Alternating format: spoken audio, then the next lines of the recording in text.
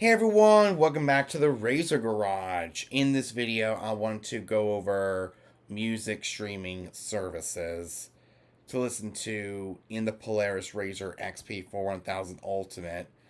And this will be my own personal take on why I use these apps and the ones I can delete or keep.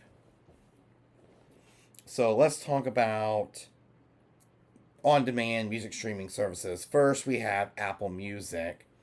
Launched way back in 2015. I use this app to listen to on any kind of music I want from any genre, any artist, any album that I want. And it still has that iPod feel where you get the artist, their discography. Like I can type in the Georgia Boys because they're a really cool artist to listen to in the Polaris. The Georgia Boys. And it has, their page for the Georgia Boys. The Georgia Boys. You get Reloaded, too. There's Mudbog and Crew. There's Tailgate Music.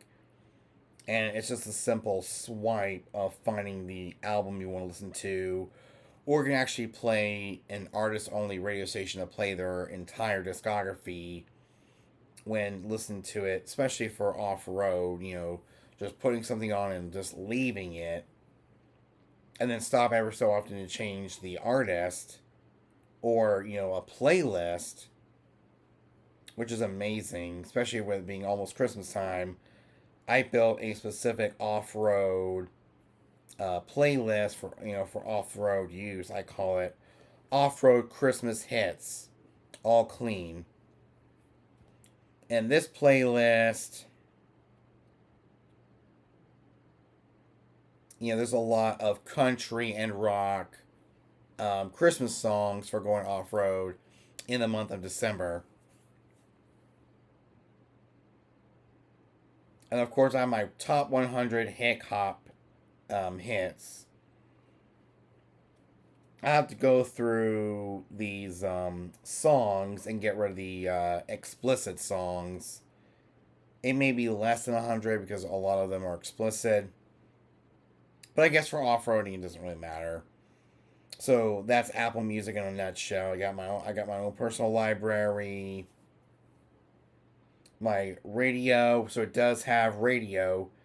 And right now, between the months of November and December, the Apple Music hit station has Christmas music playing just like any other hit radio station playing Christmas music this time of year. There's Apple Music Radio Country, which is really, really cool to listen to when going off road. The Apple Music Country radio station, and I go to any kind of country radio station that they have by going to country. There's the actual country station, country hits, country holiday. That's really good for more southern Christmas, music. Just having country holiday, outlaw country, Christian country, classic country. It's all in there in Apple Music. So, the new tab allows me to go through anything I want that is brand new or trending. It could be an old hit that has trended before in the past. Like I go to the album. This album came out back in 2012. And it's trending on Apple Music. So there's the latest songs. I can scroll through whatever I want to scroll through. Non-stop holiday hits. Holiday entertaining, trending songs. Which I guess is a mixture of old and new songs and pretty much anything. It's pretty much self-explanatory. The homepage is pretty much my local like on my own personal recommendations based on what I listen to all the time on Apple Music. I have a strong recommendation because I use this app a lot more than another app I use. And of course, I get stations made for me, playlists made for me based on my recommendations, my top music so far for 2025. It gives me my top 100 songs of the year so far, and I can listen to that. Heavy rotation mix, my favorites mix. And it's all in here ready to go for my trips. Especially around the yard or on the trail. So that's Apple Music in a nutshell. The next one I want to talk about is Spotify.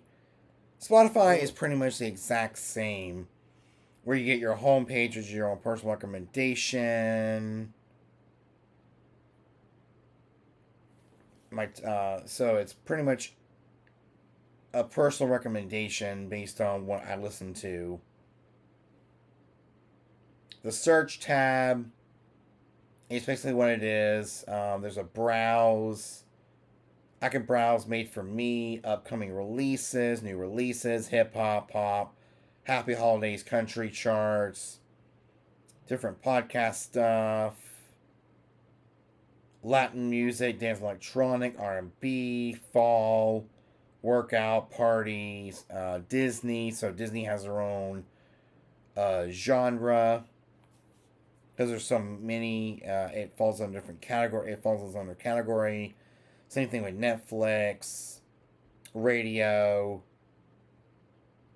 I guess from artists that I like to listen to, artist radio stations, metal, Christian and gospel, decades. I love decades, especially being a 32-year-old man.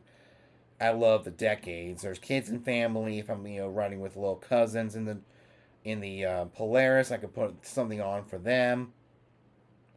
In the car, which is awesome for driving the Polaris. At home, Spotify Classics, and the list goes on and on. Like there's K-pop. They pretty much have everything. So that is Spotify. Got my own local library with all my playlists I made. And I can also make a new playlist if I want to make a new playlist. And it's just a simple, easy to use application. It's pretty much so for Spotify. There's also the Spotify AI DJ, which I do use a lot of to get personal recommendations and maybe some hear some new songs I might like or songs I've heard in the past but might have fallen out of favor because I listen to other songs to keep everything fresh and a lot less boring.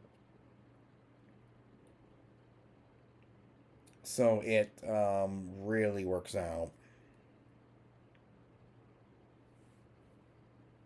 So when it comes to on-demand music streaming services, yeah, there's Apple Music and Spotify.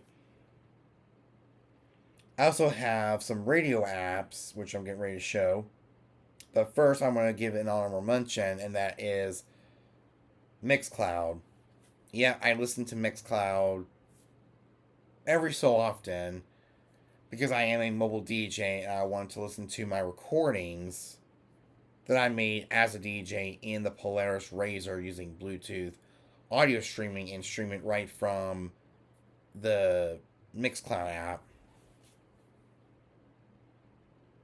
So that's Mixcloud. It pretty much allows me to listen to a lot of DJ mixes from a lot of well-known DJs in the industry.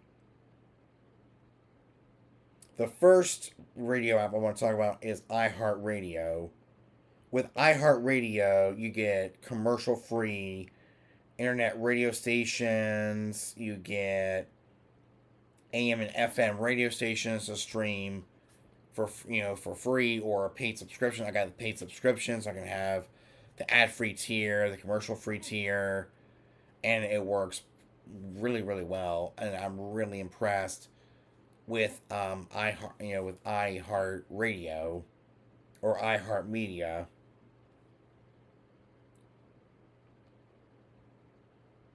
But on the iPhone, it's called iHeart. It's just called iHeart because it's an iHeart radio. It's not just radio stations, but also podcast playlists.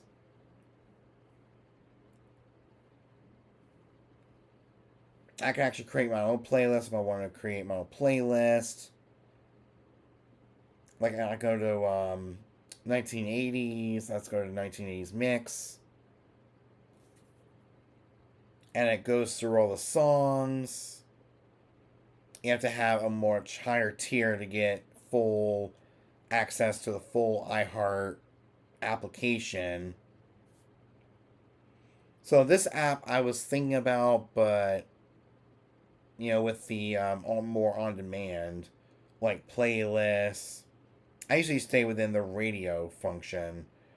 And I've listened to a lot of Christmas stations. Being Christmas, there's iHeart Christmas, iHeart Christmas Classics,